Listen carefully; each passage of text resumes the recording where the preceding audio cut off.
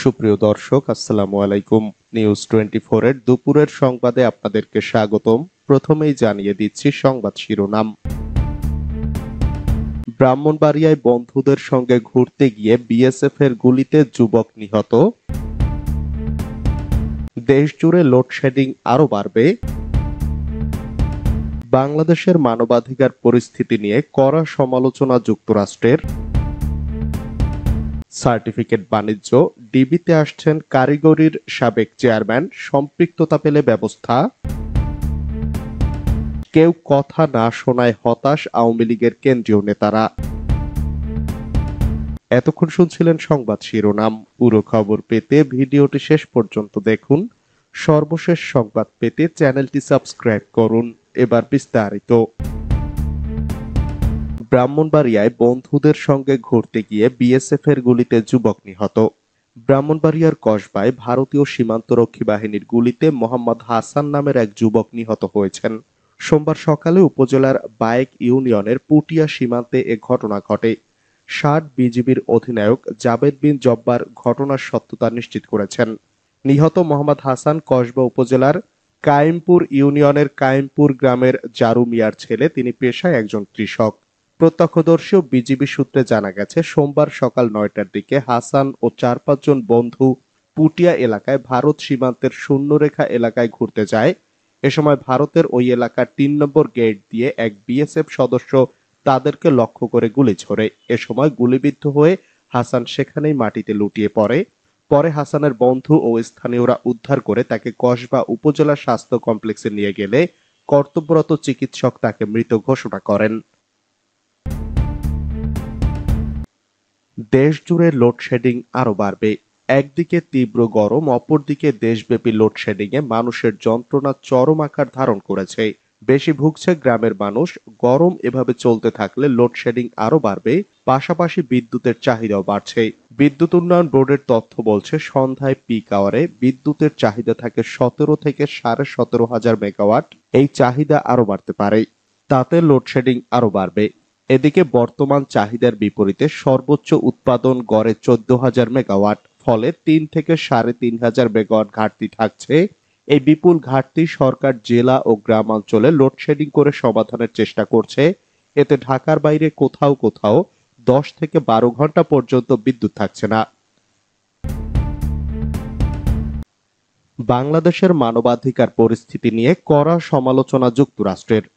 বাংলাদেশের মানবাধিকার পরিস্থিতি নিয়ে কড়া সমালোচনা করেছে যুক্তরাষ্ট্র। তারা বলেছে, বাংলাদেশের স্বাধীন আন্দোলনে বাধা দেওয়া হয়, আছে অবাধ ও সুষ্ঠু নির্বাচনের মাধ্যমে শান্তিপূর্ণভাবে তাদের সরকার পরিবর্তনে নাগরিকদের অক্ষমতা। বাংলাদেশে সরকারে আছে মারাত্মক দুর্নীতি।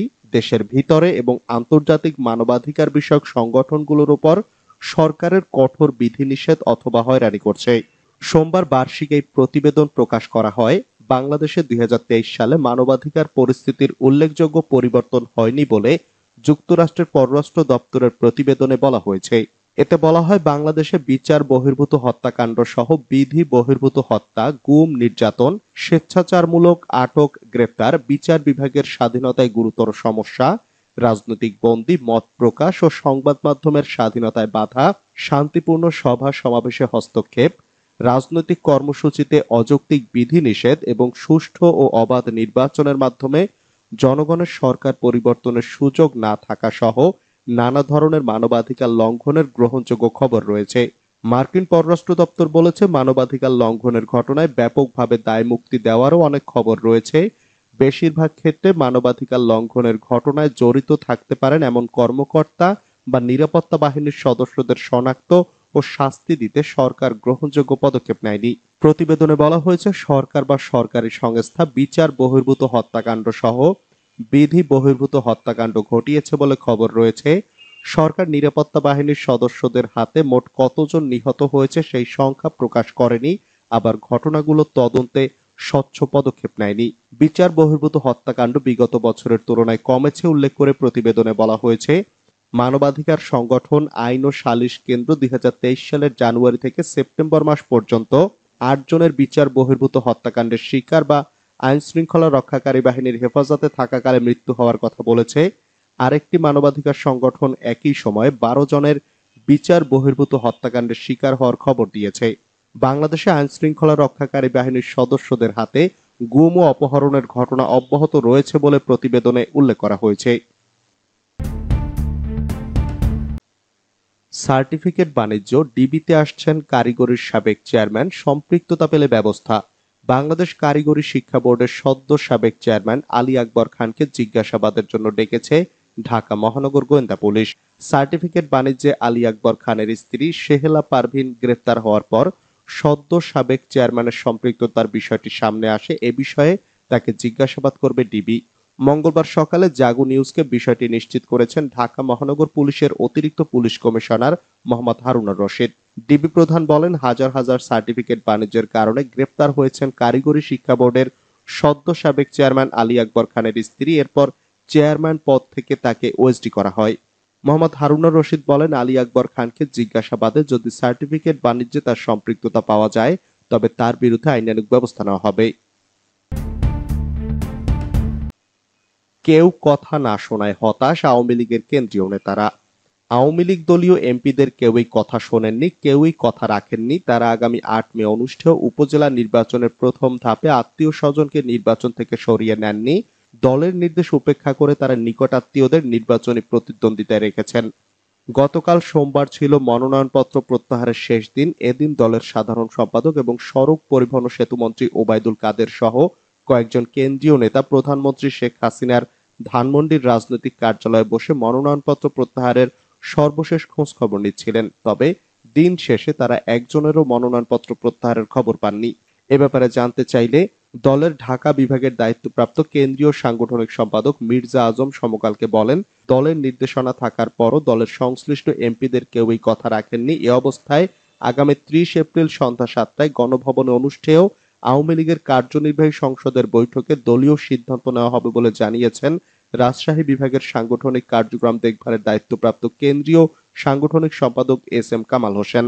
আওয়ামী লীগের সিদ্ধান্ত অনুযায়ী মন্ত্রী ও দলীয় এমপিদের নিকটাত্মীয়দের উপজেলা নির্বাচন থেকে সরে যাওয়ার কথা। এই নির্দেশ অমান্য করা হলে সাংগঠনিকভাবে শাস্তি দেওয়ার ঘোষণাও দিয়েছেন দলের সাধারণ সম্পাদক। এ সিদ্ধান্ত কার্যকরের জন্য দলের ৮ সাংগঠনিক সম্পাদক আহম্মদ হোসেন, বি.এম. মোজাম্মেল হক, আবু সাইদ আল মাহমুদ স্বপন, এস.এম. কামাল হোসেন, মির্জা আজম, অ্যাডভোকেট আফজাল হোসেন, শফিউল আলম চৌধুরী নাদেল ও সুজিত রায় নন্দী সংশ্লিষ্ট মন্ত্রী এবং এমপিদের সঙ্গে দফায় দফায় কথাও বলেছেন। অনেকে আশ্বাসও দিয়েছেন, তবে ফলাফল শূন্য। এ নিয়ে গতকাল প্রধানমন্ত্রী ধানমন্ডির রাজনৈতিক কার্যালয়ে দলের আনুষ্ঠানিক বৈঠকে কিছুটা হতাশা ব্যক্ত করেন নেতারা। উপজেলা পরিষদে প্রথম ধাপের নির্বাচন হবে ৮ মে। এ ধাপেই হতে যাচ্ছে নাটোরের সিংড়া উপজেলা পরিষদের নির্বাচন। তফসিল ঘোষণার পর তাই নিয়ম অনুযায়ী গণসংযোগ শুরু করেন ৫ চেয়ারম্যান পদপ্রার্থী। উপজেলা জুড়ে ছিল নির্বাচনী আমেজও, কিন্তু হঠাৎ থমকে যান ৩ প্রার্থী। মাঠে টিকে থাকেন কলম ইউনিয়ন আওয়ামী লীগের সদস্য দেলোয়ার হোসেন এবং উপজেলা আওয়ামী লীগের যুগ্ম সাধারণ সম্পাদক লুৎফুল হাবিব রুবেল। এলাকাবাসী জানান, উপজেলা পরিষদের পরবর্তী চেয়ারম্যান হতে নির্বাচনী মাঠে নেমেছিলেন উপজেলা যুবলীগের সাবেক সভাপতি কামরান হাসান কামরুল, উপজেলা আওয়ামী লীগের সহ সভাপতি, ইউপি চেয়ারম্যান জাহেদুল ইসলাম ভোলা, পৌর আওয়ামী লীগের সাধারণ সম্পাদক সাজ্জাদ হোসেন ও কলম ইউনিয়ন আওয়ামী লীগের সদস্য দেলোয়ার হোসেন। কিন্তু নিজের শ্যালককে বিনা প্রতিদ্বন্দ্বিতায় জেতাতে বাকি প্রার্থীদের নির্বাচন না করার নির্দেশ দেন প্রতিমন্ত্রী পলক। সেজন্য একজনকে পুকুর উপহার দিয়েছেন বলেও অভিযোগ উঠেছে। তবে বেঁকে বসেন চেয়ারম্যান পদপ্রার্থী দেলোয়ার হোসেন। প্রতিমন্ত্রীর নির্দেশ অমান্য করে মনোনয়নপত্র জমা দেওয়ায় গত ১৫ এপ্রিল সোমবার তাকে গাড়িতে তুলে নিয়ে মারধর করেছেন লুৎফুল হাবিবের ঘনিষ্ঠরা। এখন তিনি রাজশাহী মেডিকেল কলেজ হাসপাতালে চিকিৎসাধীন। এ ঘটনায় গ্রেপ্তার যুবলীগ নেতা সুমন আহমেদ মঙ্গলবার সন্ধ্যায় নাটোরের অতিরিক্ত চিফ জুডিশিয়াল ম্যাজিস্ট্রেট আদালতে ১৬৪ ধারায় দেওয়া জবানবন্দিতে বলেছেন, প্রতিদ্বন্দ্বী প্রার্থী লুৎফুল হাবিবের পক্ষ নিয়েই তারা দেলোয়ার হোসেনকে অপহরণ ও মারধর করেছেন, যার ভিডিও ফুটেজ ভাইরাল হয়েছে। শ্যালককে উপজেলা চেয়ারম্যান বানাতে প্রতিমন্ত্রী পলকের যত কাণ্ড। আসন্ন নাটোরের সিংড়া উপজেলা পরিষদের নির্বাচনে সরাসরি হস্তক্ষেপের অভিযোগ উঠেছে তথ্য ও যোগাযোগ প্রযুক্তি প্রতিমন্ত্রী ও নাটোর ৩ আসনের সংসদ সদস্য জুনায়েদ আহমেদ পলকের বিরুদ্ধে। নিজের শ্যালক উপজেলা আওয়ামী লীগের যুগ্ম সাধারণ সম্পাদক ও শেরকোল ইউনিয়ন পরিষদের চেয়ারম্যান লুৎফুল হাবিব রুবেলকে বিনা প্রতিদ্বন্দ্বিতায় জিতিয়ে আনতে বাকি প্রার্থীদের নির্বাচন থেকে সরে দাঁড়ানোর নির্দেশ দিয়েছেন তিনি। এর জন্য উপহার হিসাবে এক প্রার্থীকে দিয়েছেন কোটি টাকার পুকুর। অন্যদিকে আদেশ না মানায় তার শ্যালকের ঘনিষ্ঠদের হাতে অপহরণ ও নির্যাতনের শিকার হয়েছেন আর এক প্রার্থী। সরকারের জুলুমের বিরুদ্ধে রুখে দাঁড়াতে হবে মন্তব্য মির্জা ফখরুলের। বিএনপি মহাসচিব মির্জা ফখরুল ইসলাম আলমগীর বলেছেন, একতরফা নির্বাচনের মাধ্যমে আওয়ামী লীগ রাষ্ট্র ক্ষমতা দখল করে বিরোধী দলের নেতাকর্মীকে মিথ্যা মামলায় কারাগারে পাঠাতে বেপরোয়া হয়ে উঠেছে। অবৈধ সরকারের এ ধরনের জুলুমের বিরুদ্ধে রুখে দাঁড়াতে হবে। বুধবার এক বিবৃতিতে তিনি এসব কথা বলেন। বিএনপির জাতীয় নির্বাহী কমিটির সহ স্বেচ্ছাসেবক বিষয়ক সম্পাদক আব্দুল কাদের ভূঁইয়া জুয়েল আদালতে হাজির হয়ে জামিন আবেদন করলে আবেদন নামঞ্জুর করে কারাগারে পাঠানোর ঘটনায় গভীর উদ্বেগ প্রকাশ করে তিনি এ বিবৃতি দেন।